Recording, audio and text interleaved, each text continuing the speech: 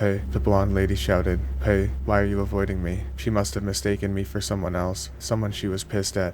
That was for sure. Her hair was all frazzled, and she was running at me, in heels. I felt bad for her. "I think you got the wrong guy." She slapped my pitying smile right off of my face. 10 years. She snarled like a wild animal. 10 years, and that's all you've got to say. She was shoving me, scratching at my face with her long red nails. "I loved you, Aiden. We had something special." She seemed to know my name, but I'd never seen this woman before in my life. "Get off," I yelled. I didn't want to hurt her, but I didn't want my eyes clawed out either. The doors of a metro elevator were closing up ahead. I shoved my attacker off and slipped inside at the last second. The other passengers stared at me judgmentally while she pounded on the tiny door. But I held the door close button until we started moving up. I caught glimpses of the crazy blonde running up the escalators. But she'd never make it in time. I was leaving her behind. I talked it over with my girlfriend that evening. Was it possible that I had a stalker, one who'd been watching me for a long time? But he was only confronting me just now. It sounded too crazy to believe. My girlfriend Lauren didn't seem too bothered, probably because she hadn't been there. If she'd seen the crazed look in that woman's eyes, well, now you know what she looks like, right? Lauren shrugged, twisting her black hair around her fingers, like she always did when she was bored, so you can just avoid her if you see her again. I kept my eyes peeled during my morning commute. Sure enough, there she was, her golden hair swinging from side to side as she searched the crowd for someone for me. Our eyes met. She'd spotted me. The crazy woman suddenly started shoving her way through the crowd. "Aiden." She shrieked my name again and again, making another scene. "Aiden, you can't run away again. Aiden, you've got to talk to me." By The flow of the crowd was against her, though, and I was able to slip back up the stairs. My heart hammered in my chest. What if she had a weapon? I took a different way to work for a few days, but the metro was so much faster than the bus, and I felt stupid, letting some psychotic stranger push me around. I let out a sigh of relief when I sat down in my usual seat on the metro 3 days later. The blonde was nowhere to be seen. Maybe humans have a sixth sense that lets us know when we're being watched, or maybe my nerves were just on edge already. But by Friday I was sure that someone was following me. It was dark and rainy when I left work. Beneath their black coats and umbrellas, the faces all looked the same. Who could it be? I tried the old spy movie trick of walking in a complete circle around a block.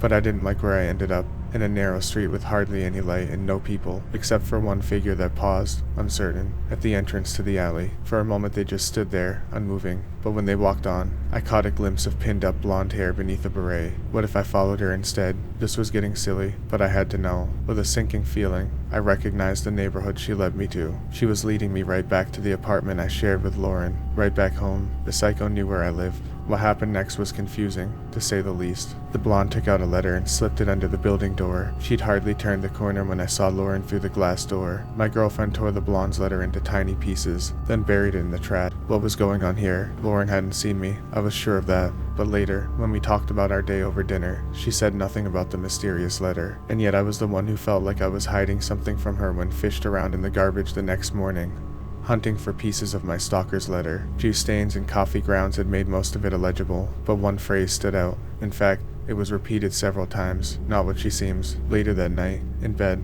I brushed Lauren's long black hair away from her bare back. My stalker was probably referring to her, but what could Lauren possibly have to hide? We've been together since ... that was on. I couldn't remember. Since before my new job in the new apartment. It must have been before I bought my phone and laptop, too, since I didn't have pictures with any previous partners on either. I scrolled through the old photos mindlessly, unable to fall asleep. Something was bothering me, but I wasn't sure what. I let out a nostalgic sigh. It seemed like so long since Lauren and I had gone out and done any of the things in those pictures. I resolved to show a coworker photo of Lauren and I at a bar with friends and ask if she was the same as they remembered. Well man, my coworker Raj nearly soaked me with his coffee. Who's the blonde? What? I checked the image again. By Lauren, with her emerald eyes and raven black hair. You know, Raj winked. That freckled blonde you've got your arm around there. Who is she? Raj, I asked weakly. Can you describe this girl you see? Raj described a girl I knew. So did the rest of my coworkers. They described the girl who'd attacked me in the metro. The girl who'd followed me home. Try as I might, I couldn't make myself see what the others did.